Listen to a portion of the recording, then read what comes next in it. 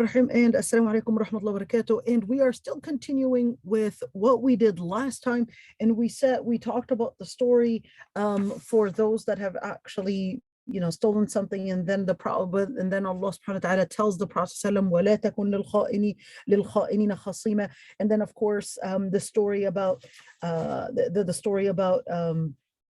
Bishr and Bashir and Mubashir with Bani Ubayriq and all that. And of course, it's really important when we actually look at here in where there's that foundation right there. So after speaking about all the different things regarding how we judge, Allah subhanahu wa ta'ala, then of course this ayah right there, if we were to actually just mark it, this ayah right here, oops, why does it doesn't actually allow me to do other than that. Okay, so here we go. So this ayah right there, وَأَنزَلَ اللَّهُ عَلَيْكَ الْكِتَابَ وَالْحِكْمَةَ. So right there with this ayah, it's in order to bring about the lesson to be learned that Allah subhanahu wa ta'ala actually revealed, أَنزَلَ اللَّهُ إِلَيْكَ, that the Lord Almighty had actually revealed al-kitab wal-hikmah. Now when you look at the word al-kitab, which is right there, hold on. When you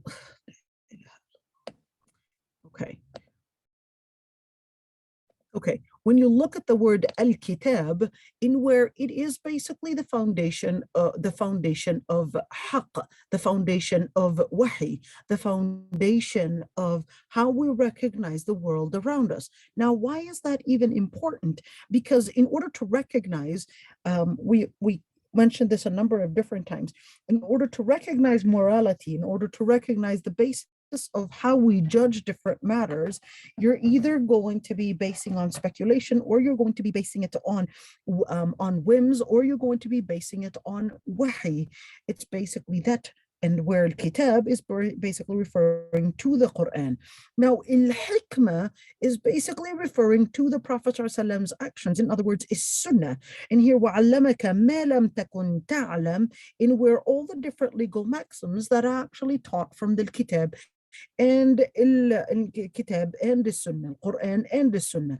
وَكَانَ فَضْلُ اللَّهِ عَلَيْكَ عَظِيمًا.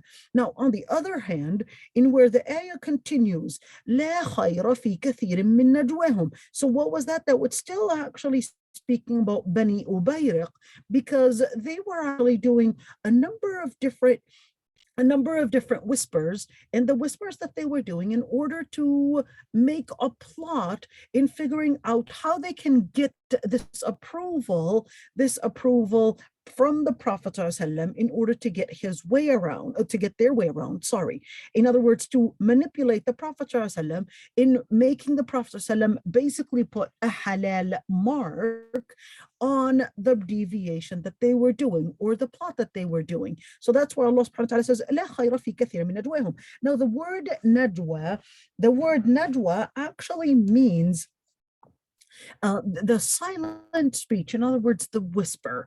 But this is actually not talking about just whisper, because the context of this ayah is that Bani Ubayriq were actually trying to make a plot. It wasn't a whisper that was literally a whisper.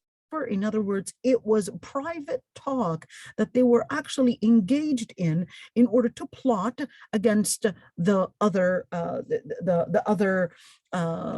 people. In fact, it was actually against one of the Salihin, which is Labid ibn Sahl. And that's when Allah subhanahu wa ta'ala says that there's no good in a lot of the conversations that they were holding. إِلَّا مَنْ أَمَرَ بِصَدَقَةٍ أَوْ مَعْرُوفٍ أَوْ إِصْلَاحٍ بَيْنَ النَّاسِ. Pay attention to this one. This is really important.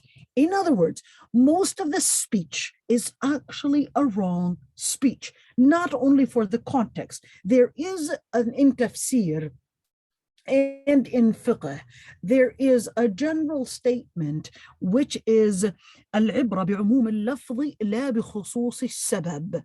What does that actually mean? Al-ibra, let me write it down so you could all see it. I just hope العبرة, I hope I can write it. Okay, it's not allowing me. عبرة بعموم اللفظ لا بخصوص السبب. What is العبرة بعموم اللفظ? So the general consideration is that I'm going to write it down for you so you could actually see it to help you Okay, here we go. So I'm going to be sharing another screen. Okay. Al-ibra, I'm going to write it down. Al-ibra, okay, بعموم اللفظ لا بخصوص السبب. What does that mean? So العبرة بعموم اللفظ لا بخصوص السبب is actually involving everything in tafsir. That what we're going to take in consideration is not necessarily the story, but it is actually بعموم اللفظ, but in the general statement. So what is the general statement here? The general statement in this ayah is that in general, لا خير في كثير من نجواهم. Every type of discussion, every type of conversation is actually leading with no khair. What does that mean? It is actually containing evil. It is containing laghu. Now, what is al-laghu? The word laghu is initially really the sound that a bird makes, but this is not talking about anything birdie or anything like that whatsoever. This is actually discussing, when we're talking about laghu, any type of talk is going to be part of laghu, except a number of different things. Man amara bi sadaqah, who orders for a sadaqah. Who orders for a sadaqah, in other words, to give sadaqah. 2, ma'roof. And when we speak of ma'ruf, there's so much detail in that. Or 3, islahan bayna nas. What is al-islah bayna nas? It's basically bringing in a reconciliation between people. So what does that actually mean? When you look at any talk, if you're ordering for what is good, in other words, to help bring support to people that are in need, in other words, you are probably talking about, hey, X or Y and Z is actually in need of money. How can we support them, etc. That's actually amara bi sadaqa or ma'ruf. What is ma'ruf? In order to make the ma'ruf, it is doing in 2 things. Ma'ruf, it is either engaging in piety, in figuring out what and how to bring about some people into the right direction. So المعروف here لفظ يعم أعمال البر كلها. So it's basically involving every type or any type and every single form of piety. So whether we were talking about piety in social relations, or whether we're talking about piety in wealth, or whether we're talking about piety in politics, or whatever it is. And in the end is that the Prophet ﷺ said, كل معروف صدقة وإن من المعروف أن تلقى أخاك بوجه طلق. The Prophet ﷺ actually said, every good deed, every ma'ruf, everything that you give in is actually a charity. In fact, he even clarified what a charity is, and he said, وَإِنَّ مِنَ الْمَعْرُوفِ, and part of charity is to actually give a smile to your Muslim brother. Beautiful, huh? To give a smile. Al-Mawardi actually said, and that's why whenever you want to give or do a khair, he said, it is important to actually أن يعجله حذار أوانه فواته. What does that mean? That it is best to actually do what is good fast before it is too late. ويبادر به خيفة عجزه, and do it before you would be disabled from doing it. In other words, you might go poor, you might start getting some physical disability, and that's going to cause you to probably not be able to do what is good. And at the end is that if Allah subhanahu wa ta'ala, the Prophet actually said, من فتح عليه باب من الخير فلينتهزه فإنه لا يدري متى يغلق عنه. Whoever Allah subhanahu wa ta'ala had given any khair, what is khair? Whether that khair is in body, whether that khair is in money, whether that khair is in time, then use it, because you never know when it's going to be taken away from you.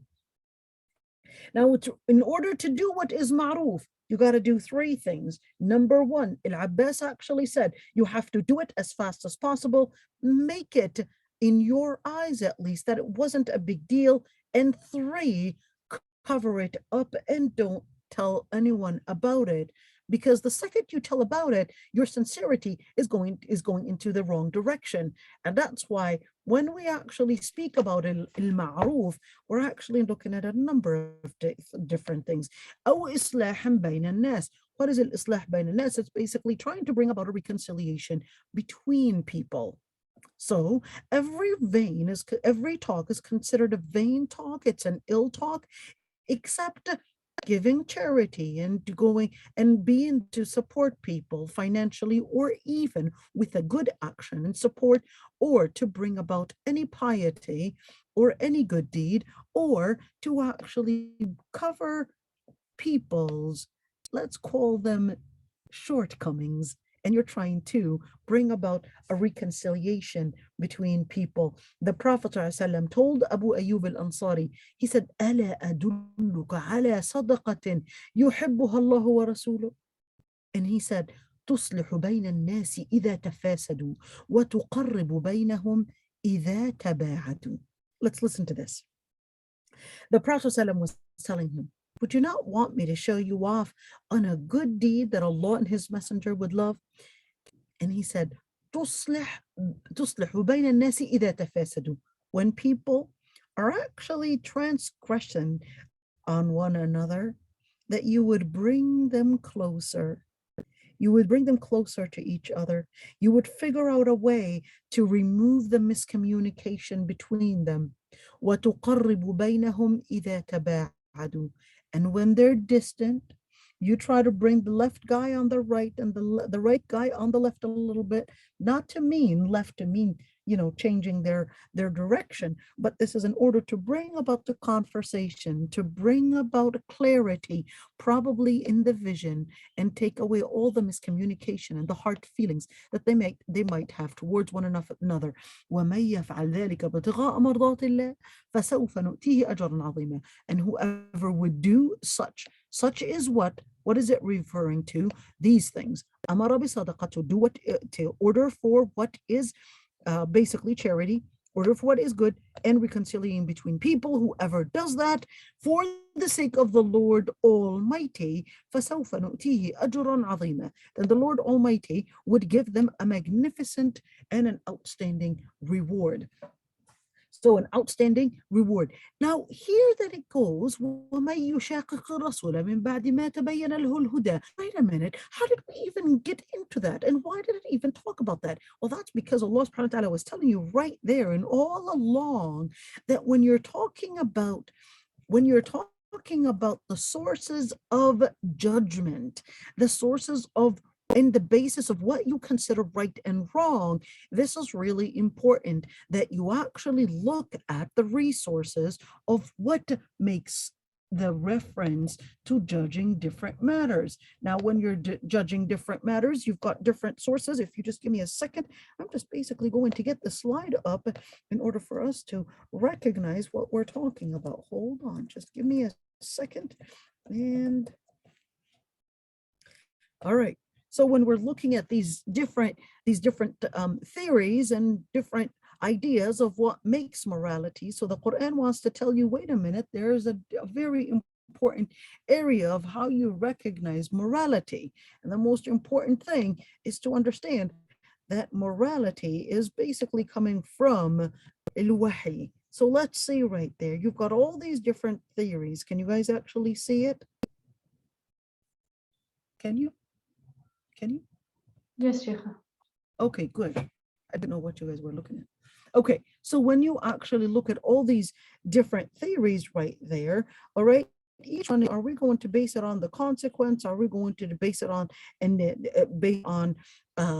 base it on the action? Are we going to whose theory are we going to actually consider in regarding judgment? How do we know what and how to judge things? So Allah subhanahu wa ta'ala actually makes it easy for you and tells you that they would follow speculation and all these different theories of, so what makes something ethical and what makes it not ethical. So Allah subhanahu wa ta'ala is telling you, well, wait a minute, you gotta remember that all of those are actually speculation. And then you've got mata huwa al-anfus, you've got those theories that are based on desires. And Allah subhanahu wa ta'ala sent you the Quran as the guidance.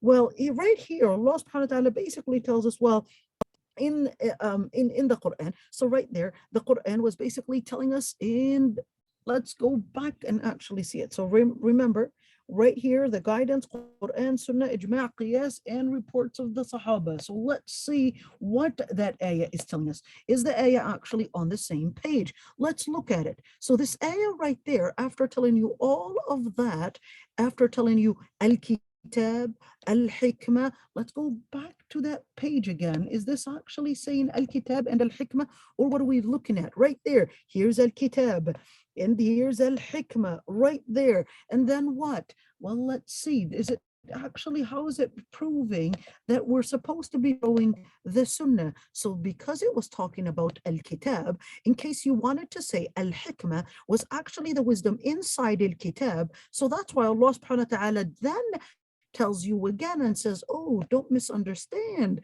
and don't let the shaitan actually do that wrong interpretation. So that's why the ayah says, وَمَن يُشَاقِقِ الرَّسُولِ.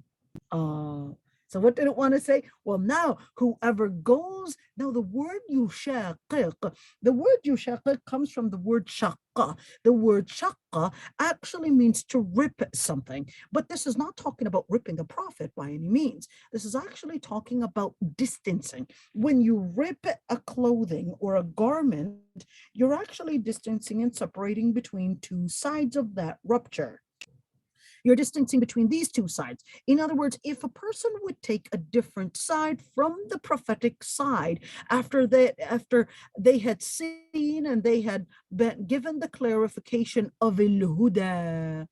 Wait a minute, al-huda, why is it actually talking about al-huda here? Well, it's talking about al-huda because let's compare it with this ayah.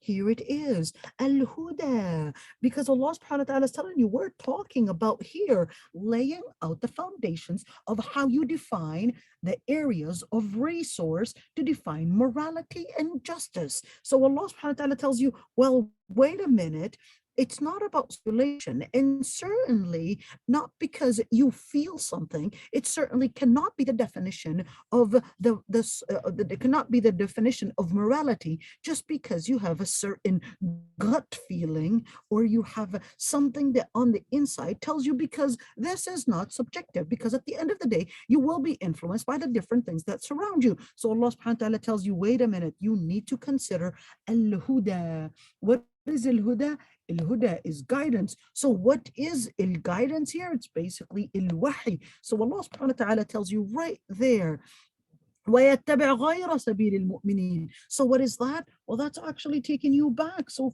for those that actually follow other than Sabil al-Mu'mineen, what is then Sabil al-Mu'mineen? In other words, if you actually don't follow this, then that actually means you're on this. It's just simple and straightforward. You're either following Quran and Sunnah, or you're following all the different areas, whether that is theories or whether that is desires. In other words, this is what? This is actually غَيْرَ سَبِيلِ الْمُؤْمِنِينَ. All this is actually غَيْرَ سَبِيلِ الْمُؤْمِنِينَ. So therefore, if the person is actually having their place of judgment is actually on the other end, so this ayah is correcting it and says, وَمَن يُشَاقِقِ الرَّسُولِ.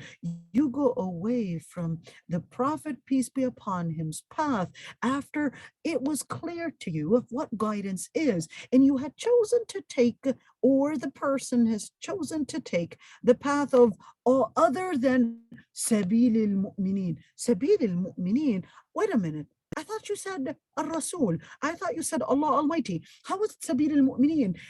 Why Sabil al-Mu'mineen? Because, listen, let's look at this, man. This is so beautiful. Let's look at this. When you actually look at, I was just giving a dars right now, just even on this matter. What am I? Okay, here we go. So you know why? Because yes, Allah Almighty in the Quran actually says, وَأَطِيعُوا اللَّهَ وَأَطِيعُوا الرَّسُولَ وَأُولِي الْأَمْرِ مِنْكُمْ, and obey Allah and obey the messenger and obey those in leadership amongst you. But at the same time, it didn't say غَيْرَ سَبِيلِ النَّبِيِّ. All right, look at this ayah. The ayah was saying وَيَتَّبِعْ, and they would follow the path of other than the path of the believers. It didn't say follow the other than the path of the Prophet. But it was talking about the Prophet. Why did it jump to the believers? Why? Because وَتَوَاصَوْا بِالْحَقِّ وَتَوَاصَوْا بِالصَّبْرِ. Because you have to support one another. Because it's not enough to actually, yes, follow guidance is important. Following the Prophet is important, but you also need to be amongst the Salihin. You guys understand what I'm saying?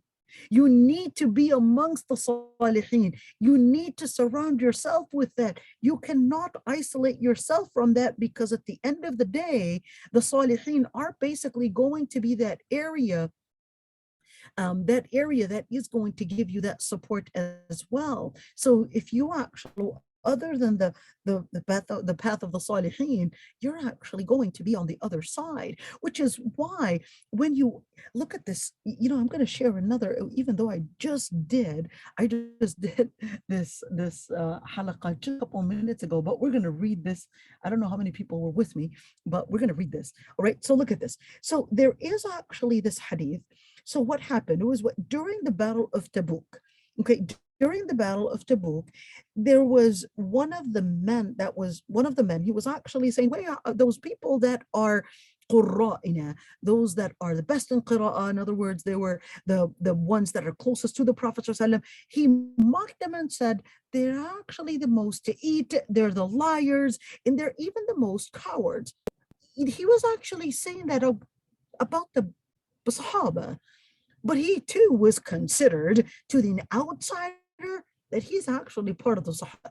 The ayah was actually revealed saying, Abillahi wa ayatihi wa rasulihi kuntum tastahzi'un. Were you here mocking Allah and His Prophet and the verses of the Lord Almighty? And it said, لا تعتذروا قد كفرتم بعد إيمان. Don't even be apologetic. You'd actually committed kufr after being a Muslim. So what is that actually saying? And when you look at that, then you take this ayah that Allah subhanahu wa ta'ala, when you look at this ayah in Surah At-Tawbah, you could see that it is actually putting in the same exact category, Allah, the Rasul, and the Mu'mineen. That's the same thing in Surah Al-Ahzab, and in where Allah, the Rasul, and then the Mu'mineen. You harm Allah, the Rasul, and the Mu'mineen. So the same thing, in where not only is it a reference of epistemology and knowledge, but it is even a reference to give you guidance as well. You guys with me here? Give me a, okay, good. So here, وَيَتَّبِعْ غَيْرَ سَبِيلِ الْمُؤْمِنِينَ. But why are they mu'mineen? Because they were following the path of Allah Almighty and the Messenger sallallahu alaihi wasallam. نُوَلِّهِ مَا تَوَلَّى. They will basically, نُوَلِّهِ مَا تَوَلَّى. They basically will actually find, نُوَلِّهِ, they will be given support by the other side. In other words, this is equivalent to the ayah in where Allah subhanahu wa ta'ala says, whoever actually irtad, whoever actually leaves the faith of Islam, he will actually find other people that will love him, that will support him. They will that will actually take them to their side. Now, this is really important. So here, nuwallihi ma tawalla, in other words, what he actually wanted to support from, he will get the support from that, but not from Allah. If they're not getting a support from that, but from the other people, and then that would actually mean they're left to their own choices, and therefore they're basically going to be taking their own selves as the supporters for themselves. So why not their own selves for the supporters of themselves? Remember, we actually make the dua, Allahumma la takilni ila nafsi طرفة عين. O Lord Almighty, do not make me responsible over myself, not even with a blink of an eye. So this ayah is actually referring to those that turn away from the deen, in where if they actually leave the deen, they will basically be left to their own choices. وَنُصْلِهِ جَهَنَّمْ. نُصْلِهِ جَهَنَّمْ. What is Jahannam? So Jahannam is basically hellfire. What is nuslihi? Islah, Sali is actually to expose something on the heat, in where the area where that was exposed to the heat, it becomes so hot, and where the skin is actually starting to melt. All right. Now, this is actually speaking about Hajjaj ibn Ilat. Hajjaj ibn Ilat actually became Muslim, but then when he was discovered to have actually stolen something, he basically did not want to be exposed that he had stolen something, so he runs away. He runs away to Mecca, and in order to get also the support from there. And I want you to compare that with the story. Look at this. This is a story that's a little related to this. When the Prophet ﷺ went to the Battle of Tabuk, pay attention to this one. When the Prophet ﷺ went to the Battle of Tabuk, there were three guys, Hilal ibn Umayyah, and I believe Rabi' and Ubay ibn Ka'b. They actually did not go, not because they didn't want to go, but because they just thought that they'll follow on later. But the later was too long. They weren't able to make it to get to the Prophet ﷺ. So when the Prophet ﷺ came back, to Medina, each person that was not part of the army started complaining to the Prophet ﷺ, oh, I had my mother, I had my sister, I had my children, my food, it was time for harvest. He didn't say anything, just dismissed them, because he knew that they were weak in their iman anyways. Didn't expect much of them. But for Ubay ibn Ka'b, the story was different. He expected more of him. What led you to actually stay? And he really said what happened.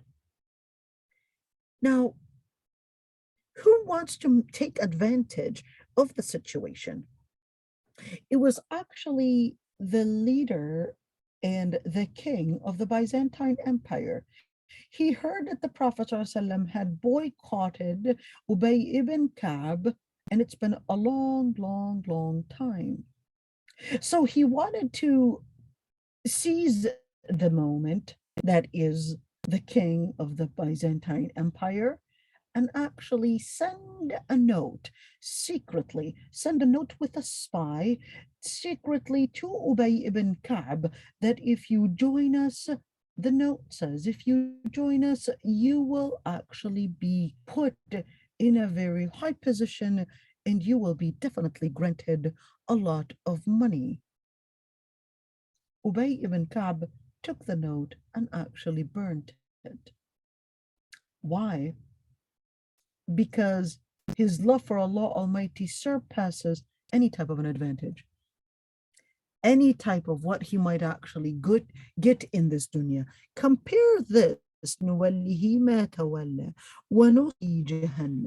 Compare this with those that actually turn away from the deen, and then nuslihi jahannam, and then they will get Jahannam. وَسَاءَتْ مَصِيرًا. And sa'at masira means that it would be the worst. And the word al-masir is basically the final destination of any destination. In other words, that's the worst final destination that anybody can be in. Now, what is here? Just give me a second.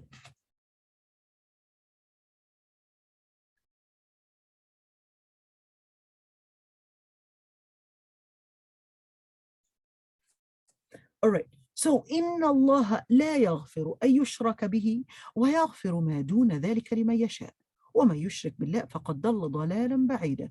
How is that related to the ayah that's before it?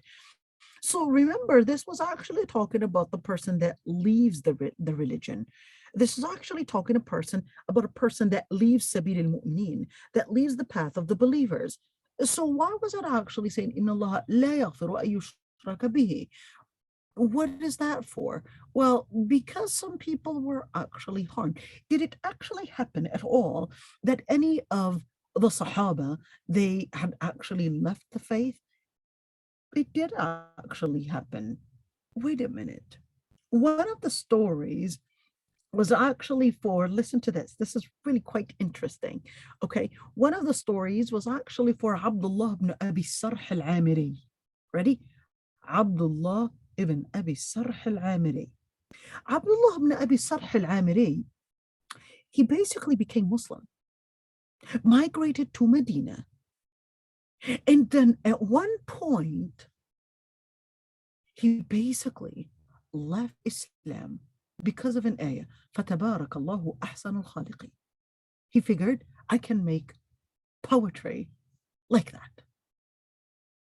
So he goes back to Medina, Mecca, and actually starts making poetry in order to warmonger against the Prophet ﷺ. And sure enough, he did so much harm to Islam and Muslims, to the point that in the 8th year Hijrah, the Prophet ﷺ had actually ordered that Abdullah ibn Abi Sarh al-Amiri would be assassinated, would be killed regardless, because of all the warmongering that he had done. Abdullah ibn Abi Sarh al-Amiri was extremely afraid. So he asked his milk brother, Uthman ibn Affan, who happens to be Uthman ibn Affan, he asked him to somehow intercede to the Prophet ﷺ to give him a chance. Uthman ibn Affan intercedes to the Prophet ﷺ. Can you give Allah ibn Abi Sarh another chance? Not necessarily because he wants to become Muslim, but just give him another chance to review his stance. Or he can just leave the country. Sure, you can leave the country, or I'll give you another stance. That's okay. Now, Abdullah ibn Abi Sarh, along with Hakim ibn Huzam, along with Abu Sufyan, were actually standing together,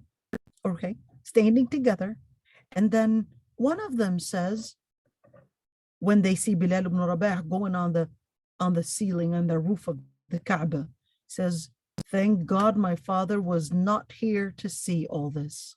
The other one said, well, I don't want to say anything because the rocks are going to tell Muhammad ﷺ of what I have been saying. The other one recognizes that, he's approaching. So the Prophet ﷺ approaches and said, you said this, you said this, you said this. That's on the spot when Abdullah ibn Abi Sarh becomes Muslim. Abdullah ibn Abi Sarh, not only does he become Muslim, but Abdullah ibn Abi Sarh was very humiliated of what he had done to the Prophet ﷺ. So every time he would see the Prophet ﷺ, he would not even look at his face. Not even look at his face. So he told Uthman bin Affan that I can't look at his face because I feel so humiliated. So that's when the Prophet ﷺ smiled and he said, Al-Islamu yajubbu ma qabla. Islam wipes all the sins that had happened before. And later, this Abdullah ibn Abi Sarh al-Amiri actually becomes one of the leading leaders, one to be first leader in Mecca, and later to be a leading figure to bring Islam to Sudan, Tunisia, Algeria, Libya, and even Morocco. You have to remember Abdullah ibn Abi Sarh al-Amiri, a very important figure. Why are we talking about that? إن الله لا يغفر أن يشرك به, because الإسلام يجب ما قبله. Because when a person becomes Muslim, Islam wipes away all the previous sins. So here, إن الله لا يغفر أن يشرك به, the Lord Almighty does not forgive the sins, of whoever associate partners with the Lord Almighty. But he forgives all the sins of other than that for whomever he wills. Now, what is that related to this? Let's look at this story. I was not able to actually find the narration to this, but I'm still going to read it. I couldn't find narration, to be honest. al-Dhahak, who is actually one of the major scholars, he said that a man from al-A'rab, al-A'rab means Bedouin, he came to the Prophet ﷺ and he said, O Prophet of Allah, إني شيخ منهمك في الذنوب والخطايا. I'm an old man that is filled with sin. إلا أني لم أشرك بالله شيئا منذ عرفته وآمنت به. فما حالي عند الله. But even though I'm an old man, I've got so many sins that I have committed throughout all my life, but I have never associated partners with the Lord Almighty since the time that I have known the Lord Almighty. What is my position with Allah Almighty? So Allah Almighty is the ayah. إن الله لا يغفر أن يشرك به ويغفر ما دون ذلك لمن يشاء. So this ayah is revealed. The Lord Almighty does not forgive associating partners with him, but forgives all the other deeds. وَمَا يُشْرِكْ بِاللَّهِ فَقَدْ ضَلَّ ضَلَالًا بَعِيدًا. And whoever associate partners with the Lord Almighty, then they have gone far and far astray from the Lord Almighty. Wait a minute. So what is that supposed to be meaning? Well, I need to draw something here. Hold on. We're going to be drawing something because this is really important to actually note. And if we don't actually understand all these details, we're going to get lost. So let's draw our little, yeah, I guess I'm so horrible, I can't even draw a straight line. Okay, here we go. This is a straight line. The Prophet ﷺ drew a straight line and drew something around it like this. And he said, this is the path to Allah subhanahu wa ta'ala. Straight line. These paths are all not leading to Allah. They're actually leading to shaitan. Now, this is really important because all shirk could mean are different ways. So whether you wanted to call this way feminism, atheism, postmodernism, idol worship, Catholicism, Christianity, Judaism, and all those different other things, you're basically talking about some areas in where they might seem in the beginning. So if I were to actually look at another line, we draw so many lines, by the way, on the side. If I were to take this line, is it leading to Allah subhanahu wa ta'ala? No. In the beginning, you might actually see, yeah, it's probably 20 degrees, okay? But these 20 degrees down the road, yes, they will be 20 degrees, but these 20 degrees are actually away down the road. They're going to be way farther from the straight path. And that's the same thing. In where in the beginning, they might not seem they're far away. They seem like they're not that far, but it isn't until time comes and then this line, you wouldn't be able to tell of how far it is in the beginning, but then it will take you far away down the road. This person is going to continue taking this path, and then look at the difference between them and this path.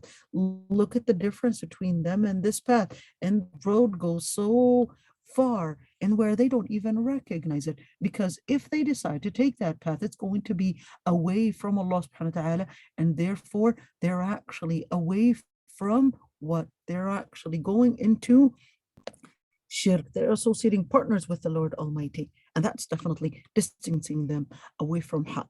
Let's continue right there. Inna Allah, where was it? يَدْعُونَ مِن دُونِهِ إِلَّا إِنَاثًا وَيَدْعُونَ إِلَّا شَيْطَانًا مَرِيدًا. So let's look at this ayah. Now, يَدْعُون, the word الدعاء, or right here, يَدْعُو, da'a, can actually have a number of different meanings. It can mean to do ibadah, worship. It can also mean to invoke. It can also mean to support. So here, يَدْعُونَ مِن دُونِهِ إِلَّا, we need to figure out one of these meanings.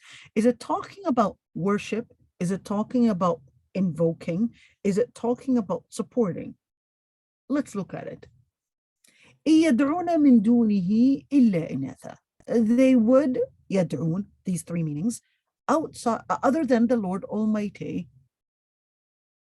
they would worship, or here, if you were to say worship, inatha. Is it? The inatha, if I don't, I would, I didn't even look at the English translation, what they translated that into, but bear with me. The word inatha can mean women, can mean wathan, can mean an idol, or some pagan deity, and it can also mean something that is empty of life. I know you're like, women and empty of life. This is the Arabic language, okay? This is not saying women are empty of life, but we're going to get there. What does it really mean? وَيَدْعُونَ إِلَّا شَيْطَانًا مَرِيدًا. Here's the word يدعون, and here's the word يدعون. Let's look at a number of different things. What is the context of that? So we've got يدعون, يدعون. Let's first look at the word yad'un. Is this talking about worship? Is this talking about a context in where what they were doing? And what do the women have to do with this? Well, the scholars of tafsir actually went into a number of different things here, in where the context is that the pagan Arab used to consider that the angels were actually God's daughters, and they considered that the malaika, being God's daughters, were somehow supposed to be somehow delicate and somehow different. And that's why Allah subhanahu wa ta'ala actually told us about the pagan Arab and how they used to call the women, the angels, as women of Allah Almighty. Now, here's one thing, is that this could be actually related to what Allah subhanahu wa ta'ala actually wanted to say about what they used to worship in their pagan idolatry. All right. And the word could also be referring to what they regarded as women. In other words, they're actually just worshiping the women, because they actually regarded that the idols were actually supposed to be not only near God Almighty, in other words, getting them close to Allah Almighty, but they actually regarded that the angels there were taking their deeds as, of course, that they're actually the servants, the female servants for Allah Almighty. All right. And then they considered that that's what idolatry, to worship the idols, actually means. It means that it's going to create a connection between them and the female servants, of course, female servants of Allah, subhanAllah. I mean, this is what they were regarding. So this ayah was actually saying, well, what they were here, worship is actually right. And invoking is also right, because invoke was actually something that they were specifically doing, and where they regarded that the malaika were actually women. All right. So this is not whatsoever trying to be misogynist, that, hey, if you actually call on to a female, then therefore this is a shaitan and marida. This is not talking about that. I can imagine somebody actually thinking that way. I can really imagine right now, ya Allah, with people not knowing the tafsir, they're going left and right. Yeah, you know what? If I were to actually verbally translate this ayah, it would really be sounding like that. What they actually call other than Allah is basically women, and they were calling on to a deviant shaitan. That's not what the ayah is saying. Are you guys with me here? That's not what the ayah is saying. This ayah is, the context of it is basically their worship and what they believed in the idols to be female, or sorry, not the idols to be female, but the angels to be female, and that they were trying to get close to the female servants of Allah. And of course, that's what Allah subhanahu wa ta'ala was right there, exposing them to themselves. Illa shaytanan marida. So the reality of what they're actually worshiping, they thought that they were worshiping the angels, but first of all, they thought that the angels were. Number two is that what they were actually worshiping was really shaitan and marida. It was really nothing but a shaitan, and the shaitan was the one that's actually creating that deviation. لعنه وقال لأتخذن من عبادك نصيبا مفروضا. The Lord Almighty had damned him. What is the word damn? What does the word damn even mean? The word damned him, or to curse him, actually means that he is going to be expelled from Jannah. Ladies, pay attention to this one. This is really important. This is really important. Let's see this ayah. This is really important. لعنه الله وقال لأتخذن من عبادك نصيبا مفروضا. The Lord Almighty cursed him. Why? Let's see. Why did he curse him? Because he said, I will take, and the word لأتخذن, in where shaitan was actually using a form of here, making an oath and determined. And he said, I will take from your servants nasiban. I will take a group. I will take somehow a control of them. And it's going to be mafruda.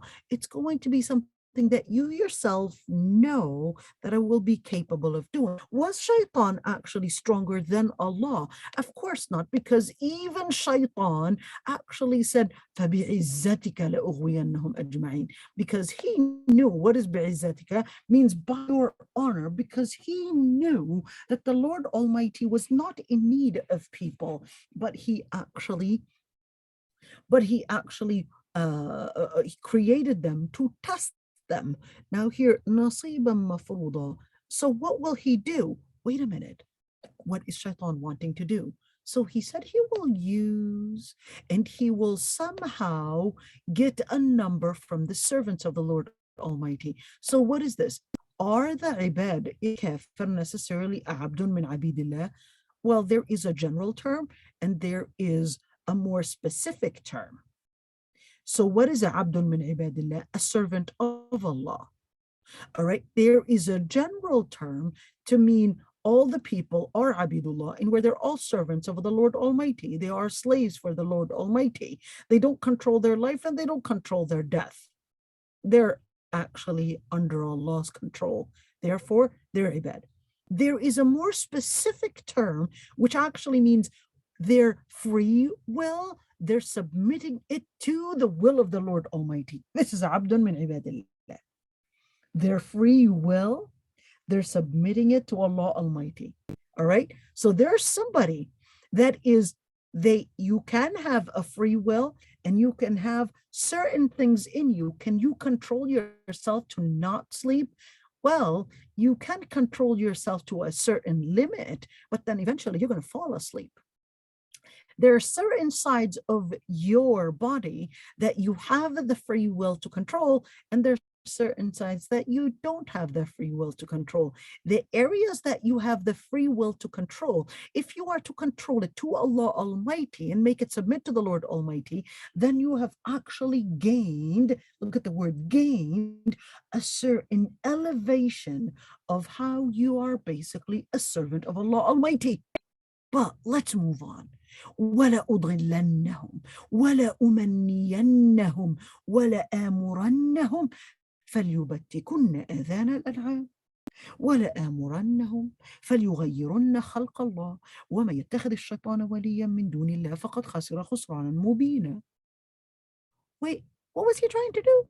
Let's take it little by little, and we need to figure this out. So he said, لَأُضِلَّنَّهُمْ. What is الضلال? الضلال is basically in the vision, in the person's main focus of vision. Let's do it. Okay, we're going to draw a couple items here. So what is the vision? It's basically the center of your focus. So here we go. What is the center of focus? And excuse my art. Here's our center of focus. We've got the lenses right there. Okay. So what happens with الضلال? They're actually getting a blurry vision where they can't see what is haqq and what is batil. Okay, then what? وَلَأُمَنِّيَنَّهُمْ.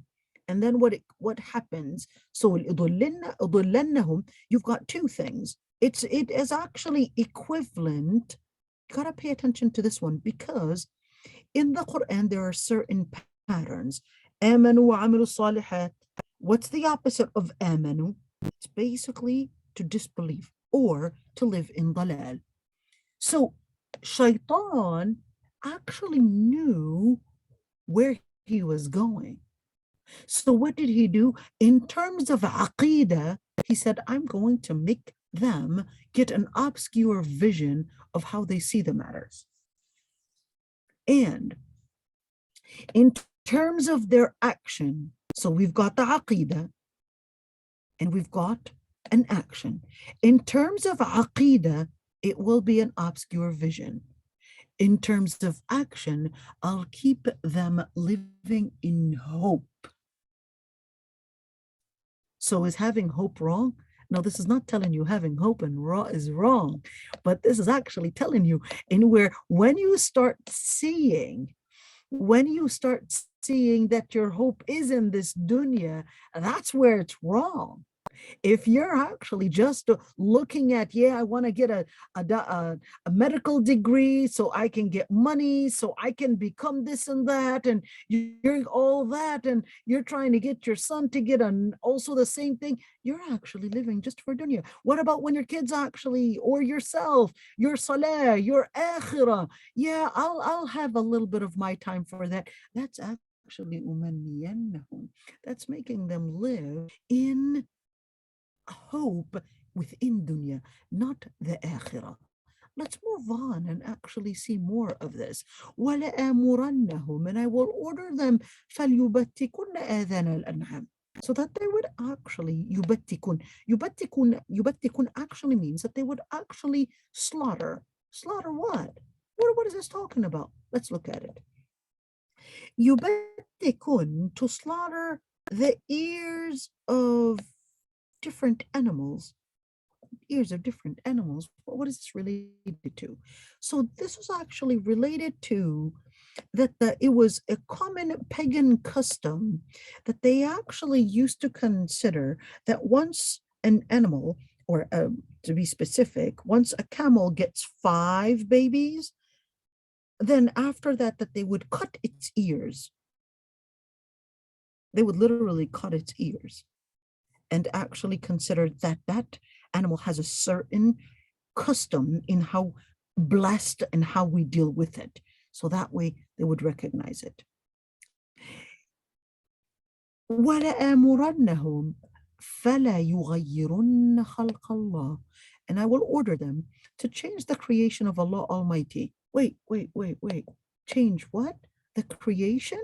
So what does it mean to change the creation? Is this changing the creation actually talking about this changing the creation, or is this talking about just in general terms?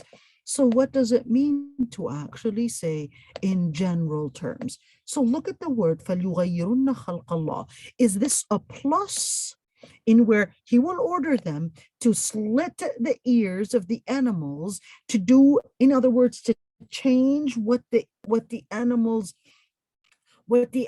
were created for, from being for being a place of survival to actually be a place of shirk?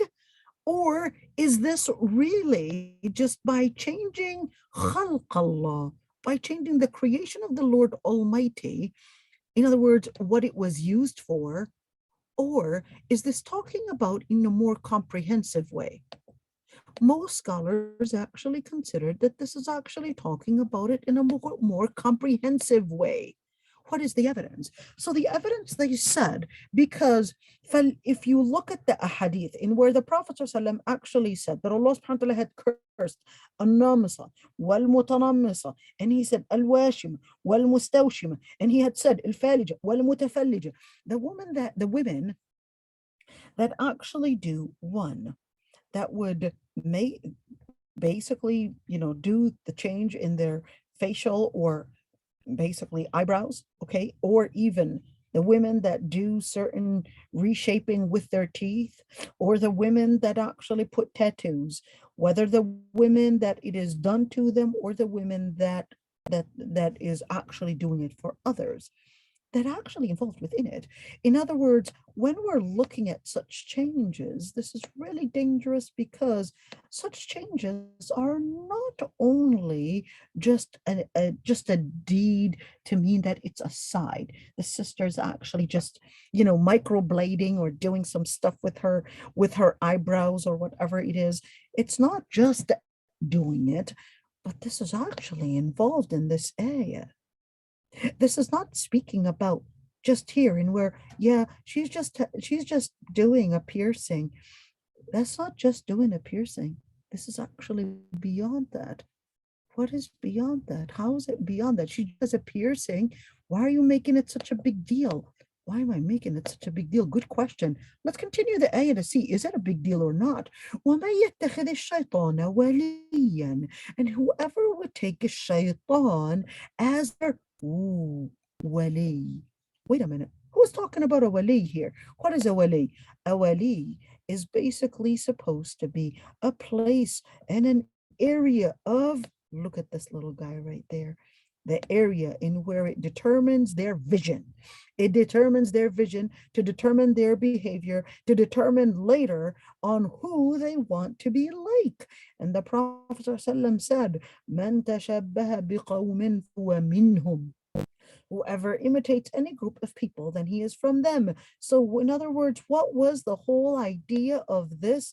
Then when you actually speak about this, the word khalq Allah actually means the fitra of Allah. This is actually speaking about changing the fitra of Allah. The fitra, what is the fitra? The fitra is basically the instinct that Allah Almighty created within you. So when we actually look at those styles, they're not just trends. They're actually farther than that. So when you look at the time in the 80s, they used to call them punks. If we have people that are in the 80s that used to live in the 80s, they used to be called the punks, okay? And right now they're called what do they call them? Gothics. And by the time I was in high school, they were called Gothics. And then later on, who knows? I think they're called emos, imos, who knows what they're called, Satanists, whatever it is.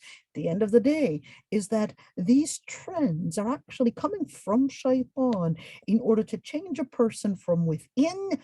He's actually playing the game on the outside. He's making a trend, and which is really important because, a very important scholar, his name is Tahir ibn Ashur. Tahir ibn Ashur was a Tunisian scholar, and he actually said that the hadith is not exclusive to just speak about the women that do the women. It's not just women, even if men were doing it, but this was a common practice more in women than actually in men. Whether we're talking about tattooing or whether we're talking about braiding the teeth or whether we're talking about the eyebrows. Tahir ibn Ashur actually said this is more exclusive than these 3 acts, but this is to include every single action that is actually a trademark or a trend for deviant people. So if, for example, piercing or dressing, I don't know, hijab and skinny jeans and all that, and etc. And yeah, it's a trend in order to fit in with the girls and or with the boys or whatever it is, to wear skinny in order to seem cool, etc. That's actually changing the fitrah of the Lord Almighty, to make long nails, to make all these different beauty, whatever they're called. And at the end of the day, it's basically going into the trademark of shaitan. So what happens? فَقَدْ خَسِرَ خُسْرَانًا مُبِينًا. Then they're going to be in major loss. Why? Because they did not leave their body actually be in a situation of being in its health, and they're definitely not actually getting akhirah as well. So, just on a side, because I know on the inside, many are actually asking, what about things like what do they call that? Things like getting, what do they call that? What do they call that? That needle that they make their lips get bigger? Botox, Sheikha? Botox and fillers and all that. There you go. So all these different things are actually fitting within فَلْيُغَيِّرُنَّ خَلْقَ اللَّهِ, and changing the shape of your nose and the shape of your bottom, and getting a Brazilian whatever it is and all that, or getting a bigger bust or get bigger or whatever it is actually part of فَلْيُغَيِّرُنَّ خَلْقَ اللَّهِ. So what if the woman actually had a medical reason, or here, but a medical reason, for example, she had a mastectomy and she needed to heal that, or at least it doesn't heal it because all they're doing is putting silicone. So if there was a medical reason, that's a different story. But what if there was a psychological reason? Every time she looks at her nose in the mirror, I mean, it's healthy, it's fine, but every time she looks at her nose in the mirror, she just feels that everybody is just staring at her nose. Sorry, but it's not your nose that is the problem. It's your psychology and your feeling about yourself, my dear. Sorry, I needed to be straightforward. Hey, let's move on.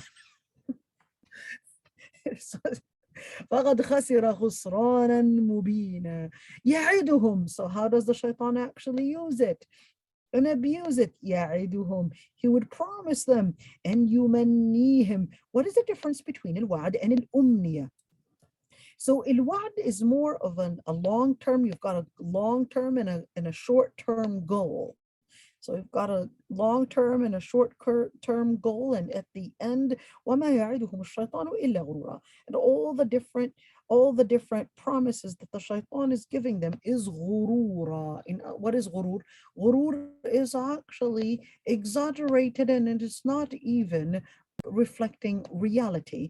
And what does that actually mean? In other words, it is an inflated it is actually the reality of it.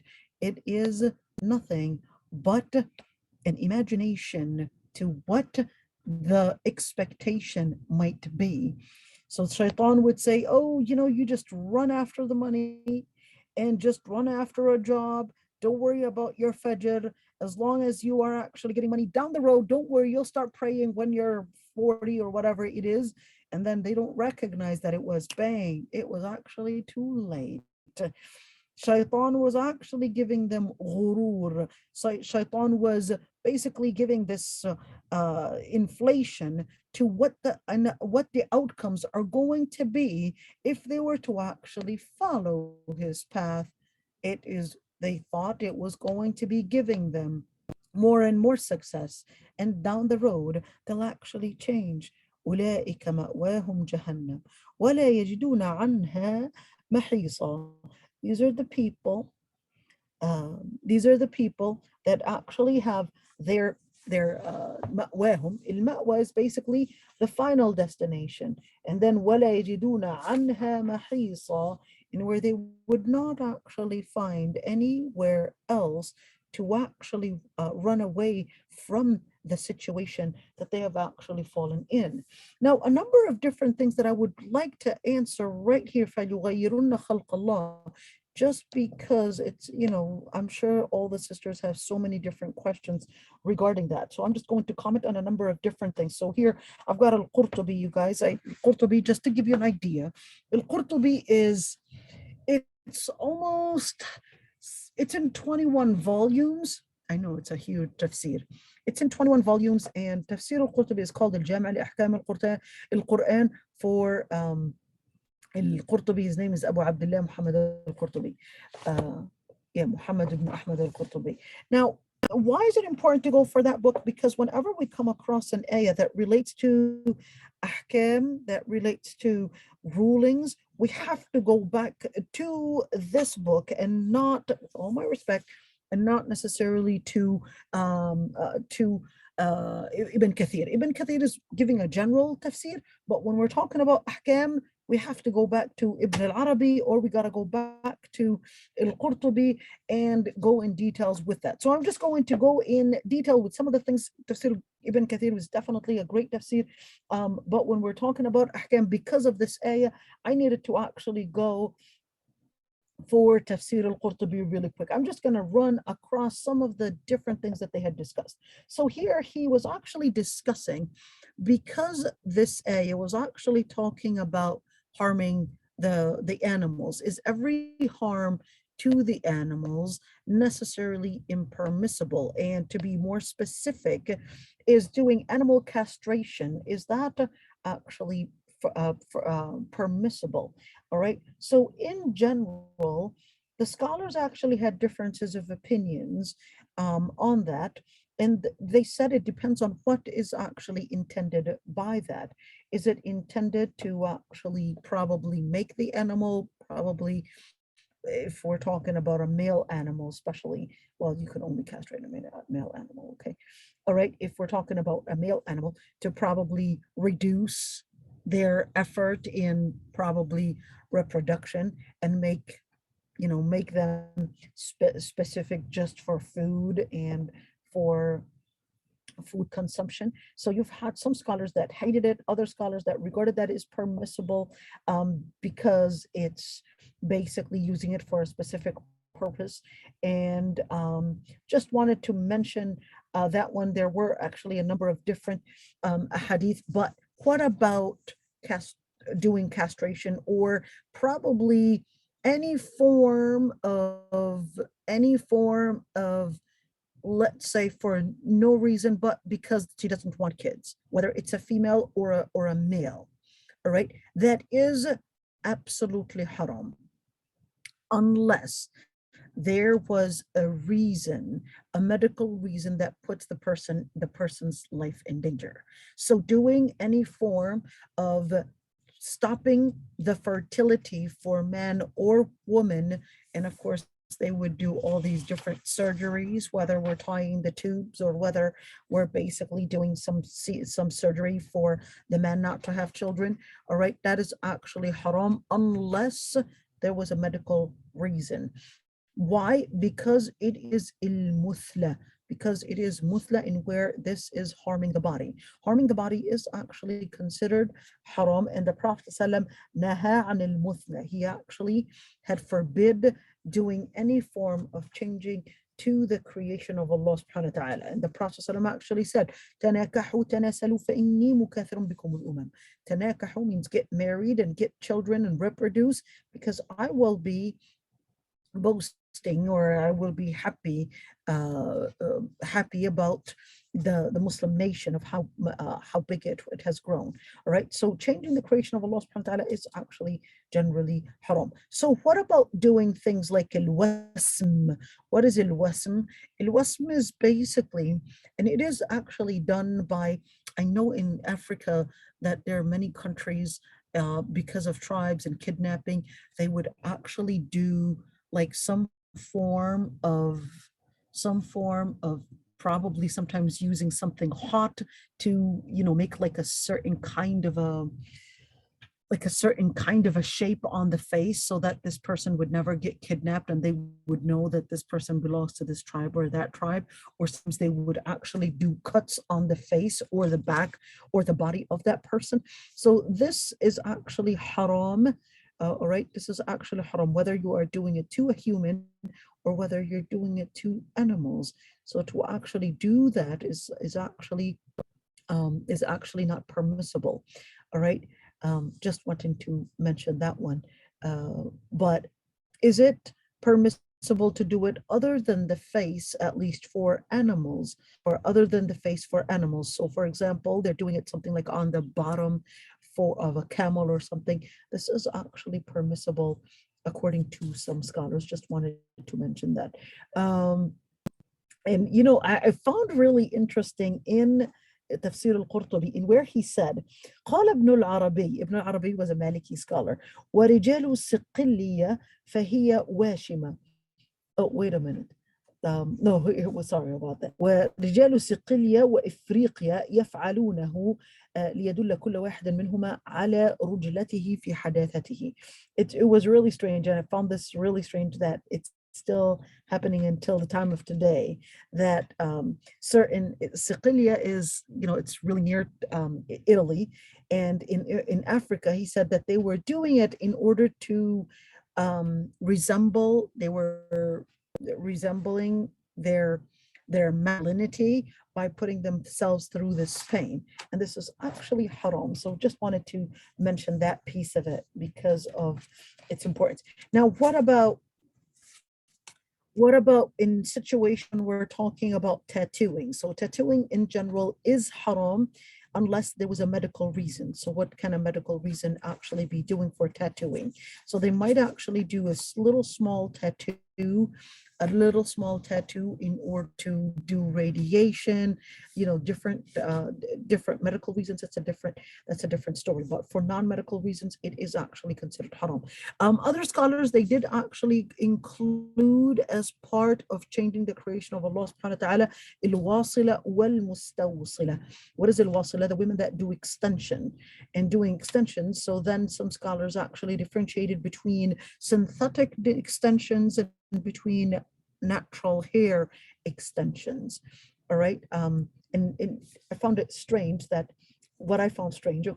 because Imam Malik, although al-Qurtubi was actually Maliki, but that is al-Qurtubi, he actually said, he actually went against that opinion, and he says, Shadh al-Layth ibn Sa'd.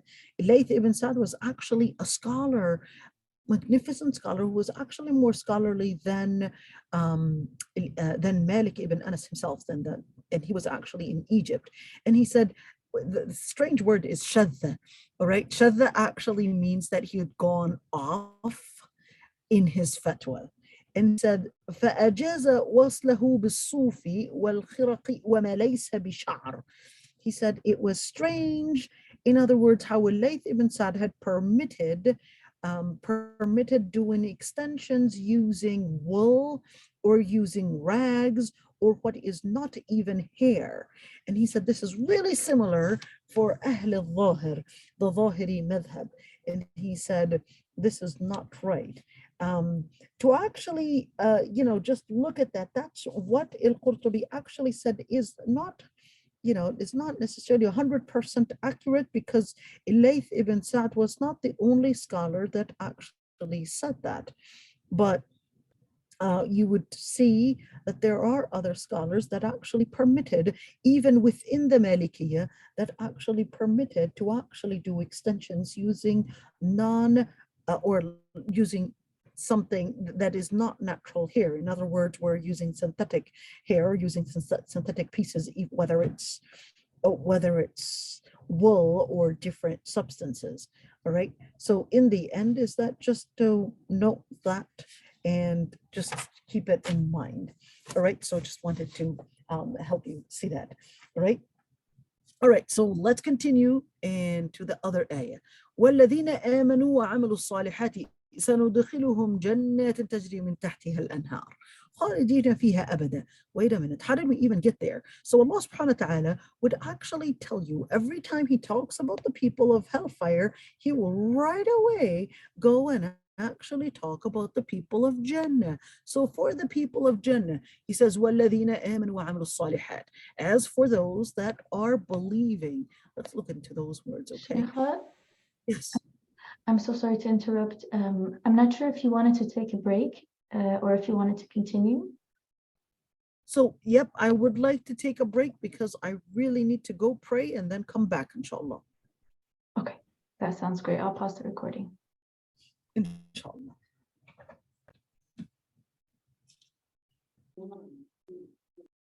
Bismillah ar-Rahman ar-Rahim. To continue what we were doing, وَالَّذِينَ آمَنُوا وَعَمِلُوا الصَّالِحَاتِ سَنُدْخِلُهُمْ جَنَّاتٍ تَجْرِي مِنْ تَحْتِهَا الْأَنْهَارُ. Now the word, whenever you say وَالَّذِينَ آمَنُوا وَعَمِلُوا الصَّالِحَاتِ, it's really important to consider and just keep a reminder that آمَنُوا وَعَمِلُوا الصَّالِحَاتِ. This is actually a common pattern in the Quran, in where it always considers that you cannot actually just have faith, but there has to be the conviction. So you cannot just say faith alone, but there has to come with it the conviction in order to actually get the Jannah. So why the conviction? That's exactly what we're going to see in the ayah that's coming after it. All right. So سندخلهم actually is a promise from Allah subhanahu wa ta'ala that He will actually let the believers actually enter Jannah.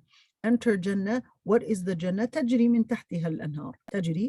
What is تجري? تجري is not talking about running, but this is actually talking about flowing rivers under flowing rivers that are actually going about in where? That are actually in the Jannah itself. So is it min tahtiha or is it tahtaha? And what is actually the difference? So min tahtiha, in where you're looking at in different areas, that it's actually going underneath the Jannah itself. All right. And khalidina fiha abada, where they will be living there eternally. When you look at khalidina abada, and where Allah subhanahu wa ta'ala actually brings death in a shape of a white ram. Kabsh abyad amlah. What is amlah? Amlah means it's huge and big. And then Allah subhanahu wa ta'ala will actually slaughter the ram. Slaughter. Why did we slaughter the ram? And what does the ram have to do with this? Okay, hold on. Let me explain something. Remember when Allah subhanahu wa ta'ala actually said, تبارك الذي بيده الملك وهو على كل شيء قدير. When the Lord Almighty actually said that Allah subhanahu wa ta'ala تبارك الذي بيده الملك, that there is no one like unto the Lord Almighty, and He is capable of doing all. But then a very important ayah, the ayah continues with a very important information. الذي خلق الموت, who created death. الذي خلق الموت والحياة, and created life. In other words, you only say that life was created, but guess what? Even death is a creature too.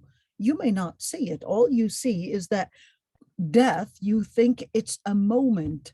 You think it's a time lapse. You think it's the end of life. But Allah subhanahu wa ta'ala is telling you that no, even life is a creature, just as death is a creature. Life is a creature and death is a creature. Allah subhanahu wa ta'ala, that's why He brings death in a shape of a creature on Judgment Day. And then He slaughters death, meaning to end death itself. And that's why they will actually be khalidin, living eternally there. In other words, you might say, how's that even possible? Well, remember, Allah subhanahu wa ta'ala created energy, and to you, energy is what makes life. You would consider that the reason why there was no life in that particular person is because there's no energy. But we've got the body right there, but it is more than just this energy or a good functioning body that's making life, but there is a ruh. That is what actually Allah subhanahu wa ta'ala puts, that secret that actually makes life. And ruh itself is actually a makhlooq. It's actually a creature. Now Allah subhanahu wa ta'ala created all that, and therefore He created the life and created the death, and He's capable of making life become eternal by ending death. وَعَدَ اللَّهِ حَقًّا. This is the promise of the Lord Almighty. This is the promise of the Lord Almighty that should never whatsoever be changed by the Lord Almighty. وَمَنْ أَصْدَقُ مِنَ اللَّهِ قِيلًا. And who is more honest or even truthful than the words of the Lord Almighty? In other words, the words of the Lord Almighty actually contain the ultimate truth, the absolute truth. ليس بأمانيكم ولا أماني أهل الكتاب من يعمل سوءا يجزى به ولا يجد له من دون الله وليا ولا نصيرا. It was actually a story. I'm first going to read this ayah like how somebody might actually understand it, okay? Like an ordinary Arabic person, not by your, like an ordinary person, okay? But that's the wrong translation, okay? So they would read it probably, not by their hopes and not by the hopes of the people of the book. Whoever does good or bad, they will be held accountable for it. And then they would not find other than Allah subhanahu wa ta'ala as their savior, and even the one to give them victory. So not necessarily quite accurate. There was actually a story behind this. So that look at how when the story comes in, the context comes in, how it changes a lot of things. Let's see what the story is. So the story is that the people of the book, the Jews and the Christians, they each one was basically saying that they're the ones that are on the right path. They're the ones that are going to basically get the salvation, and therefore it is basically evident according to them, and therefore, hey, these are hopes. So Allah subhanahu wa ta'ala tells the pagan Arab, ليس بأمانيكم, not by your hopes. It's not by a hope, and it's not by just wanting to be determined that no, we're right and that's it.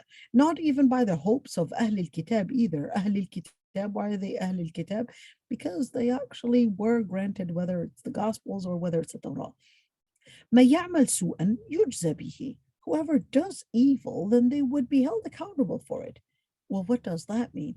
This ayah petrified the Muslims. Why? Because they said, well, does that mean whatever evil, whatever sin I will do, that it will come back to me? This is so scary. The Muslims were actually petrified with this ayah, because it is actually to mean that yes, it should actually include every sin will come back to you, and you will be getting the ramifications of your sin in your life. You had other scholars that said that no, this is not relating to Muslims, but this is actually relating to all the other faiths. So let's just see what happened. So you had majority of the scholars actually say that this ayah is general. In other words, whether a person is Muslim or whether a person is not Muslim, this is actually including them. As for the kafir, they will actually get for the ramifications of their sins and their bad deeds, they will actually get the punishment on Judgment Day. And as for the believers, he said, فَبِنَكَبَاتِ الدُّنْيَا. What is nakabat al-dunya? Nakabat al-dunya means the harms of dunya. What is the harm of dunya? Maybe your son dying, maybe you getting cancer, maybe you getting an illness, maybe your house burning down, maybe you getting a flat tire, maybe something small, your shoelace just doesn't want to work.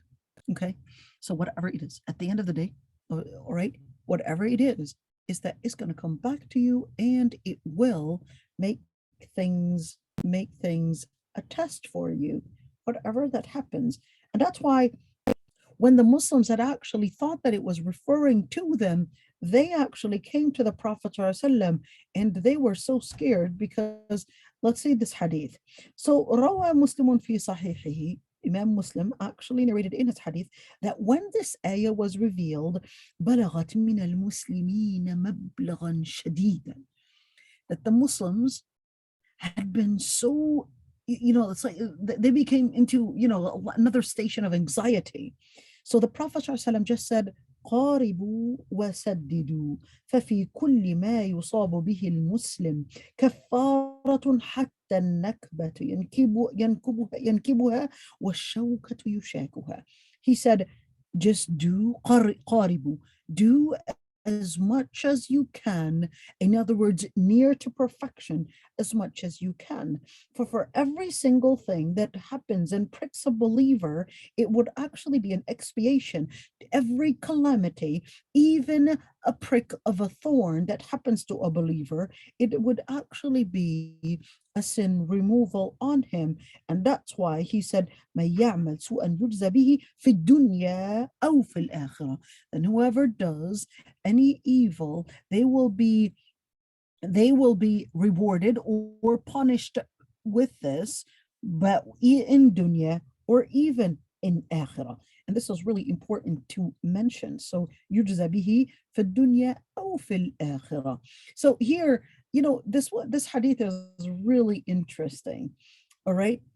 And it says that لما نزلت, when this ayah was revealed, من يعمل سوءا يجزى به, Abu Bakr said, كيف الصلاح يا رسول الله يا رسول الله مع هذا? How do I actually, it's kind of like, how do I understand this, that every single thing that we would do, that we're going to be held accountable for it? So the Prophet ﷺ said, غفر الله لك يا أبا بكر ألست تنصب? Abu Bakr, may Allah subhanahu wa ta'ala forgive your sins. Do you not actually get like sadness, anxiety, sorrow? ألست تحزن? ألست تصيبك اللأواء? Don't you get any form of like hardships and anxiety, all that? Said قال الرسول صلى الله عليه وسلم فذلك ما تجزون به. This is exactly what you will be. In other words, the ramifications of your own deeds. All right, and it's really interesting. This is actually narrated by by al-Jarud. All right, so it thought it would be good to actually mention it. Now let's go on in وَمَن يَعْمَلْ مِنَ الصَّالِحَاتِ. Or actually, let me actually speak about one very important ayah.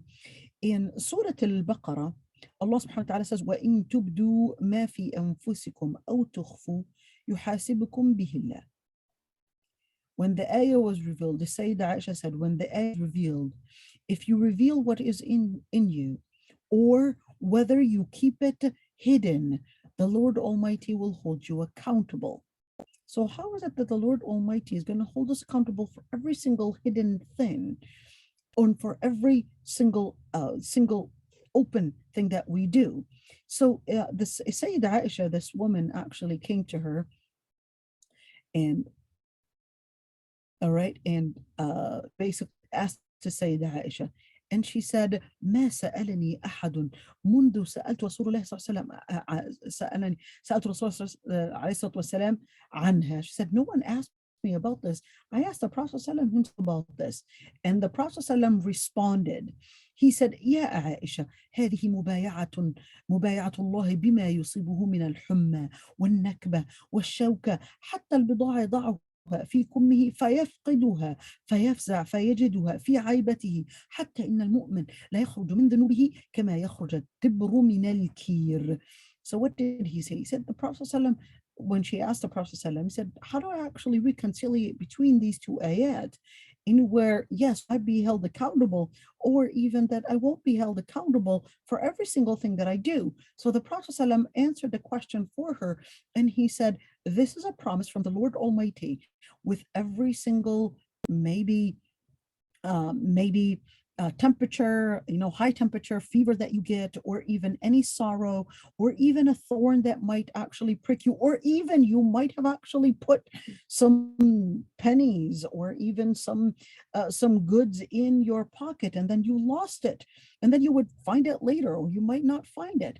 In the end, everything will actually be a sin remover from the believer, exactly like when you were to take out a tibr. A tibr is basically the ashes when they come out, when it comes out from whatever they're blowing. And you could see here, at the end of the day, is that there is no contradiction. وَمَن يَعْمَلْ مِنَ الصَّالِحَاتِ مِنْ ذَكَرٍ أَوْ أُنْثَى وَهُوَ مُؤْمِنٌ فَأُولَئِكَ يَدْخُلُونَ الْجَنَّةَ وَلَا يُظْلَمُونَ نَقِيرًا. Is that all the believers and the disbelievers, or who is that? Is that the women and the men? So Allah subhanahu wa ta'ala says, whoever does good. I want to look at the word as-salihat here, because there are two types of al. There is al-istighraqiyya and al-ahdiyya. What is al-istighraqiyya and al-ahdiyya? So al-istighraqiyya would actually mean it includes all salihat, any type of a good deed. Al-ahdiyya would mean it's speaking about a particular kind of salih deed. So whether we're actually talking about where Allah subhanahu wa ta'ala is specifying what is a good deed, or whether we're including all the different kinds of deeds, whether you shared a smile, or whether you actually did your salah, that is actually included within a salihat, from male or female, but on a condition that they have to be believers. وَهُوَ مُؤْمِنٌ فَأُولَئِكَ يَدْخُلُونَ الْجَنَّةَ. Those would be the people to enter Jannah, and they would not, the word is وَلَا يظلمون. What is يظلمون? In other words, they would not be oppressed. And the word is naqira. Naqira actually is, it's actually the little, when you open a date, there's actually a very fine layer. It's like white. This layer is, you know what, maybe I can actually get you a picture of it, right? So you could actually see it, all right? And what is this related to it? So Allah subhanahu wa ta'ala is saying, not even the smallest layer you will be forgotten the deeds of, but you will actually get right there, not even the smallest layer, not even the smallest part, the dates will be disregarded, which is naqira, right there, outside this layer, all right? This is al-qitmir, this is al-fatil, and this is al-naqir, little baby thing right there. This is al-naqir.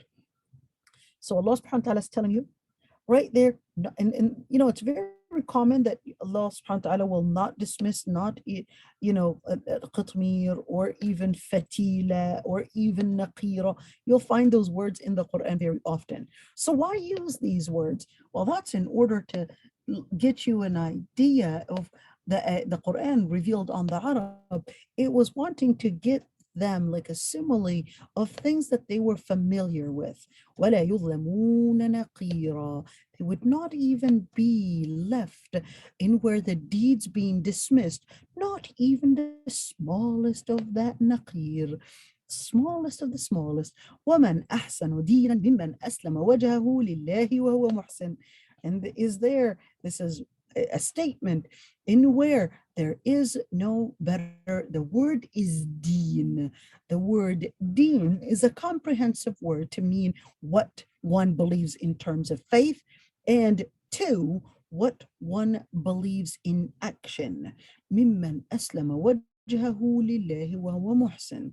There is no better deen, there is no better faith, there is no better piety from a person that submits their face. But this is not talking about submitting face during sujood, but this is actually a more comprehensive one, in where it is a figurative thing, a metaphor. Yes, it's talking about the face, but this is actually to mean to include every single thing in the body. So why did it actually specify the face? Because you generally have the most important functioning, at least in relationship with the world around you, is basically in your eyes and what you see and what you say and what you talk and what you, in your brain, etc. These different things are basically related to your wajh. Your legs, you know, your legs, even if Allah to be amputated, your body would still function. Then once it goes into the stomach, then it kind of starts, the upper you go, of course, the more dangerous it gets, the more dangerous the anatomy gets, and even dealing with that it gets. So here Allah subhanahu wa ta'ala is telling you with the face, the person where the organs, the most important organs, when they put, and they are submitting the most important organs of theirs and the most important functioning and the highest level of who they are, they're submitting it to the Lord Almighty. And al-wajh can also be a metaphor to your identity. In other words, once your identity is submitted to Allah subhanahu wa ta'ala in piety, وَهُوَ مُحْسِنٌ, and they're constantly living in piety, but the piety here is another level, because level ihsan is actually different than the level iman. Wait, what? Let's do it. So there's the level of Islam, there's the level of iman, and there's the level of ihsan. Okay, here we go. There's the level of iman, and there's the level of ihsan. The level of ihsan is actually the highest level. Sorry guys, I'm trying as much as I can. The highest level is the level of ihsan. All right, so here this ayah is basically telling you, for that actually had submitted their faces and everything right there, then they actually were on the path and on right there the level of ihsan. So this is not to be necessarily just being good to people, but this is actually speaking about a certain level of piety, in where this person لا يؤمن أحدكم حتى يكون هواه تبعا لما جئت به. The Prophet ﷺ said you would not be a believer unless your desire is going in parallel with what the Prophet ﷺ had come with. وَاتَّبَعَ مِلَّةَ إِبْرَاهِيمَ حَنِيفًا. And they would follow. What is to ittiba'? Ittiba' actually means to take seriously, to take in every single small step, millata Ibrahim, the path and deen of Ibrahim Hanifa. What is Hanifa? Millata Ibrahim, the deen of Ibrahim. What is the deen of Ibrahim? It's basically Islam. Hanifa, away from shirk, away from any form of associating partners of Allah subhanahu wa ta'ala. In other words, if you are away from associating partners, that means you are in tawheed. وَاتَّخَذَ اللَّهُ إِبْرَاهِيمَ خَلِيلًا. And the Lord Almighty had taken Ibrahim Khalila. What is that to mean? Is it Allah that took Ibrahim Khalila, or is it that Ibrahim took Allah as a Khalil? It's that Allah subhanahu wa ta'ala had actually, so what is that? Ibrahim himself had actually had Allah subhanahu wa ta'ala be his utmost love. So Allah subhanahu wa ta'ala was his utmost love. Ibrahim alayhi salam, he actually took Allah subhanahu wa ta'ala as the main focus point. The relationship between Prophet Ibrahim alayhi salam and Allah subhanahu wa ta'ala, in where Prophet Ibrahim alayhi salam, his dearest love, his dearest principle was all based on Islam and submitting himself to Allah subhanahu wa ta'ala. So this is here a parenthetical statement in where it is to say, let's look at it, in where what it really means to actually be on the religion of Ibrahim is really to be one. This is right there, amanu. To submit yourself, your face, and all your identity to the Lord Almighty, equivalent to amanu. Amanu.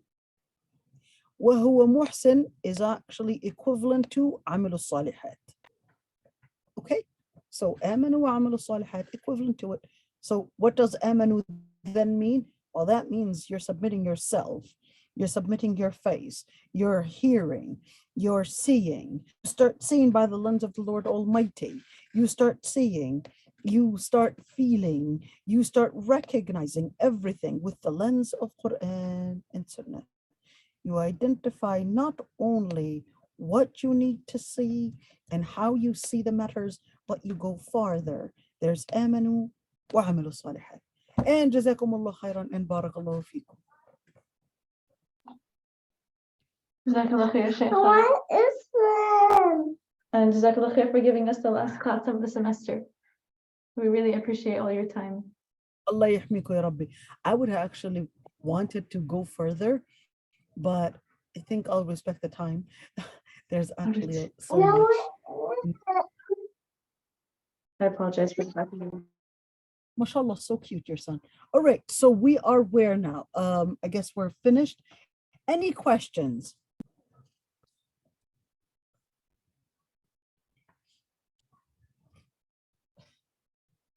You know what? It says Jannah Institute to everyone. I will be praying. I thought she said, I will be in Jannah. You could see that I lost focus. Said, I will be in Jannah. I read it as I will be, instead of I will be praying, I read it, I will be in Jannah. Sister Sanna, go ahead. You had said, it's a small thing, but you had said when you were saying tahtiha al-anhar, you said tahtiha is when the kasra comes under, it means under Jannah itself. I think the one with the fatha, you said, what is the difference between tahtaha and tahtiha? But you didn't tell us about tahtaha. Oh, tahtaha would be more comprehensive than min tahtiha. So when, for example, you would have even right now, for example, right underneath a certain level, of course, in earth, there's actually flowing waters. So it would rain here in Minnesota, all right, we would get all the snow, but then the earth absorbs the water and it becomes flowing rivers really technically underneath the earth. So you're just walking on yabisa, you're just walking on earth, but technically you're actually floating on water. Right? You're technically floating on water. You may not recognize it, but Allah subhanahu wa ta'ala, in the Quran, it even would tell you that Allah subhanahu wa ta'ala makes the earth absorb the water. And the ayah was actually saying it like it was putting it like certain, it's like putting it in a fridge or putting it in a reservoir underneath the earth. All right, so that's right now you're walking in taht al-earth. Underneath the earth, there's actually flowing waters without you recognizing. All right, I can't hear you, Sister Sana. You've got yourself muted. Oh, that you answered my question. There was so much I learned, but I just want to say, Alhamdulillah, you talked about Amilu Salihat and that it is a beautiful thing to do. I remember teaching the children, قال رسول الله صلى الله عليه وسلم كل معروف صدقة كل معروف صدقة. So I'll never forget. The messenger of Allah sallallahu alayhi wasallam said, all good deeds are sadaqah. I think you mentioned that in the beginning, so it suddenly hit me that we were doing a hadith, you know, that Rasulullah sallallahu alayhi wasallam said everything was a sadaqah. Beautiful, you know, every good thing was a sadaqah. So Absolutely. Allah yahfadhik. Sister Samira, Sister Samira, how do you say your last name? You want to unmute yourself, my dear. Okay. Assalamu alaikum. Walaikum salam. Dada boy. All right, hello. Last name.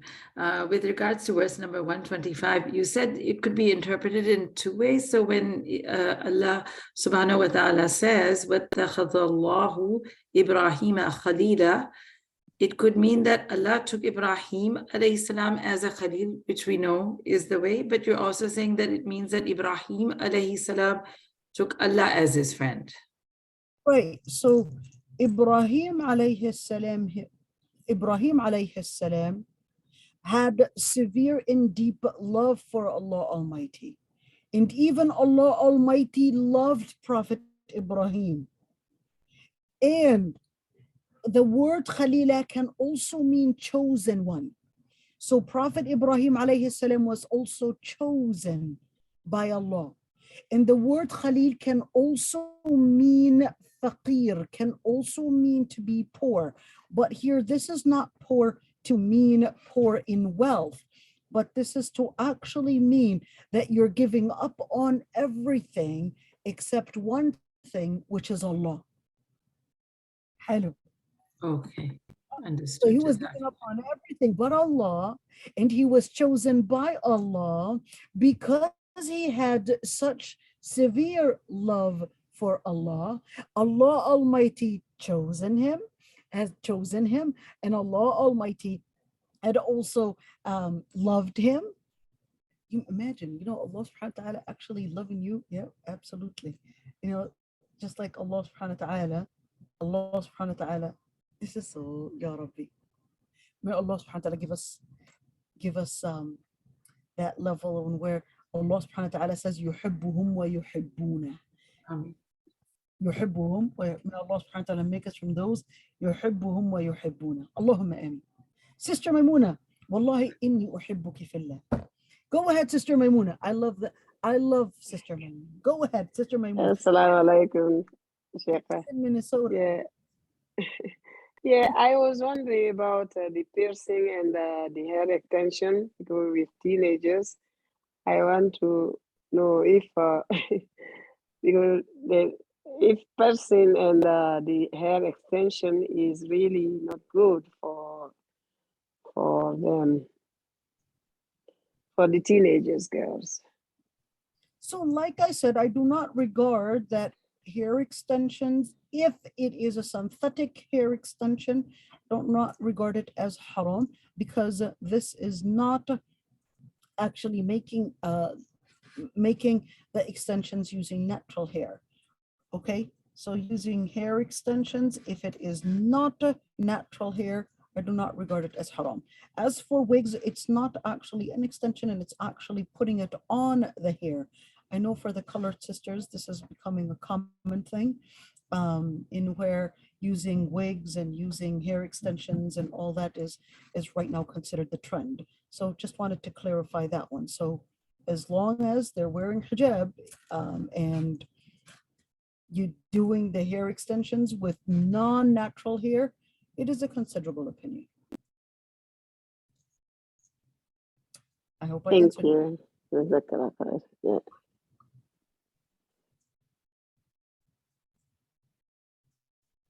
So I guess this is it. Barakallahu feekum everyone. And jazakumullah khairan. And Allah yahfadhku ya Rabbi. Assalamu alaikum. وعليكم السلام. Hello. جزاك الله خير شيخنا. I'm listening. I'm listening. Somebody's saying hello. I'm listening. Samina, go ahead. Was that you, Samina?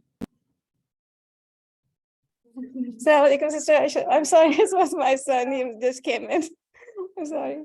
We can tell him hello. That's okay. Assalamu alaikum. You want it to be heard. I hear you. I hear you.